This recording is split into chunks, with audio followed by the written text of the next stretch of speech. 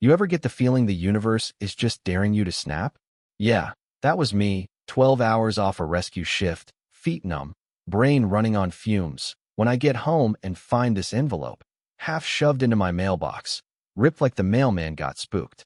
The return address reads, Whispering Pines HOA. And I swear, my heart sank straight to my boots.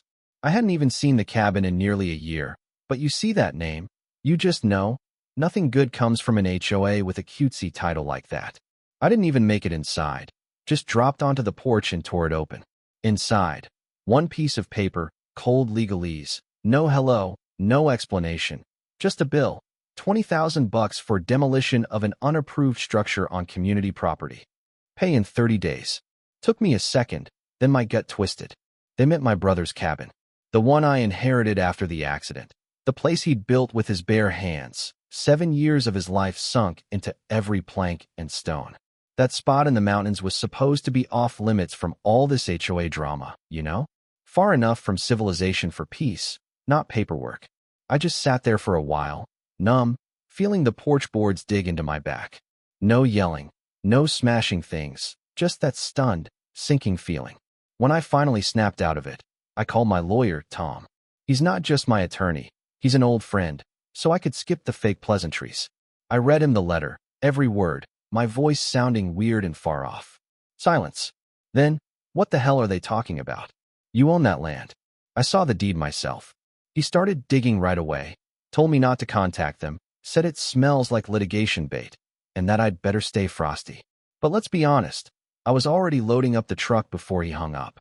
The drive to the mountains was always my therapy, winding back roads, cell service dropping out, just me and my brother's memory rolling around the cab. But not this time. This time, my brain was buzzing. When did I last check the cabin? For months back, security system was fine. I pull up and everything feels wrong. The gate's missing. Grass too green, too perfect. My headlights hit the spot where the fence used to be, and there's nothing. Just an eerie, smooth clearing. No cabin, no chimney, not even a damn scrap of lumber. The place wasn't demolished. It was erased, like someone vacuumed it right off the earth.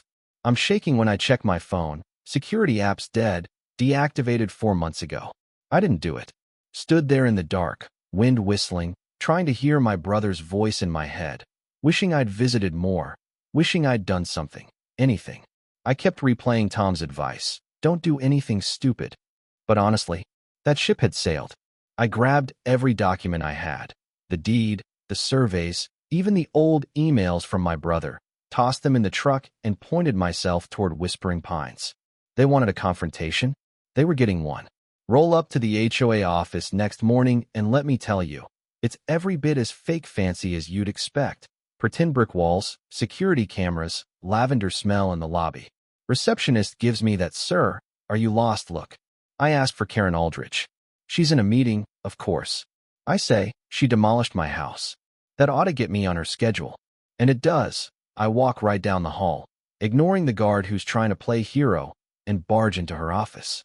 She's on the phone, big desk, no soul. She hangs up, folds her hands, starts in on the legal spiel. The structure was on HOA land, unpermitted, hazardous, blah blah blah. I slam the paperwork on her desk, practically shaking. That's my land. You knew it. My name's on the deed. She doesn't even blink. Says the boundaries changed. They tried to notify me. All that bureaucratic nonsense. I push harder. Tell her she tampered with my security system, wiped out my brother's legacy, left me nothing but a bill. She tells me to take it up with their legal team. The guard grabs my shoulder. Instinct kicks in.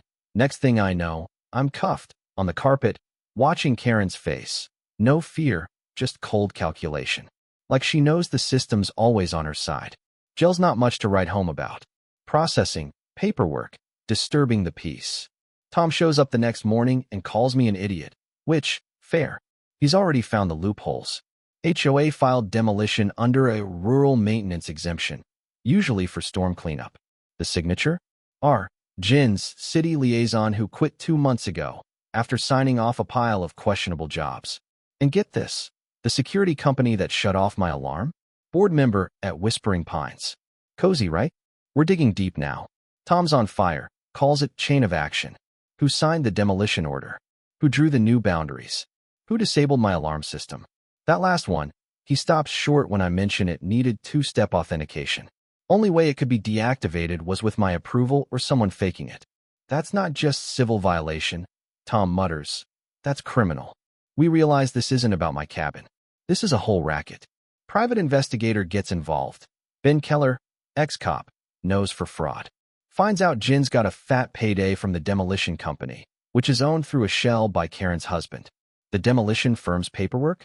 Routine HOA cleanup on paper, but the money trail is screaming kickback. Meanwhile, the alarm company scrubbed their access logs, hiding who shut off my system. It's a classic shell game. All to steal a plot of mountain land someone thought I'd never come back for. Then we get our first break, media. Article in the Appalachian Courier blows the lid off. Headline screaming land theft. Picture of my empty lot. Suddenly, Whispering Pines is getting hammered with calls. Homeowners crawling out of the woodwork. One neighbor tells me they tried to steal his mom's garden lot last year. Ben digs up a reclamation list. Addresses, ownership statuses, notes like legacy deed, seasonal use only, low enforcement risk. My land was target number 6. Then comes the real twist. Someone inside starts leaking. Anonymous memos, whistleblower emails, internal minutes. There's a shadow inventory, Karen's playbook for land grabs. Even her daughter's phone is used to call and disable security systems, right from inside a board meeting.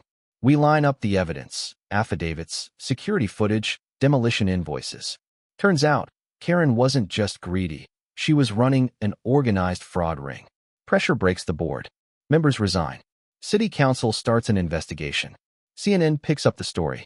I end up giving an interview on national TV, standing in front of my bulldozed lot. They stole my brother's house, then billed me for the theft. It goes viral. Tom files for injunctions, restraining orders. Sheriff's office raids the HOA. We subpoena everyone. Demolition crew, security company, even the admin assistant who says Jins was pressured by Karen's cousin, a so-called land use strategist. Classic, right? Court is chaos. Reporters everywhere. Homeowners lining the benches. Karen comes in, face tight, zero emotion. Charges read out. Conspiracy, fraud, destruction of private property, wire fraud, racketeering. Her lawyer tries to play it off. Procedural confusion, standard maintenance. But we drop the video. Karen on my porch, blueprint in hand, laughing as she marks my home for demolition. The judge doesn't blink. The verdict, Karen, the board, the security company, all liable. HOA gets dissolved. Security firm loses its license. Karen's facing criminal charges, waiting in federal custody. But it doesn't end there. Letter comes in from the son of another victim. His dad's cabin bulldozed just like mine. Says he never thought anyone would stand up to the HOA. That's when it hit me. It wasn't just about my land, or my brother, or some crooked board. It was about drawing a line. Saying no more. I rebuilt. Not a copy, a fortress. Steel, glass, solar, the old trail cam right above the fireplace, a silent witness. Started a blog, started getting messages from all over. People sick of HOAs running wild. I connect them with lawyers, surveyors, reporters. Couple months ago, a journalist called me a watchdog. I laughed. I told him I was just a rescue pilot who finally got tired of picking up the pieces. Someone's got to stop the sabotage before it starts. No more bulldozers in the night. Not on my watch. And if you're sitting there thinking, that could never happen to me, well, just wait. These people don't stop until someone makes them. So what would you do if they came for your land? Would you fight, or let them flatten your life and call it progress? Drop your thoughts below. Where's the line between community and control? Ever tangled with an HOA? I want to hear it. Share your story, and maybe, just maybe, we can start flipping the script on what justice really looks like.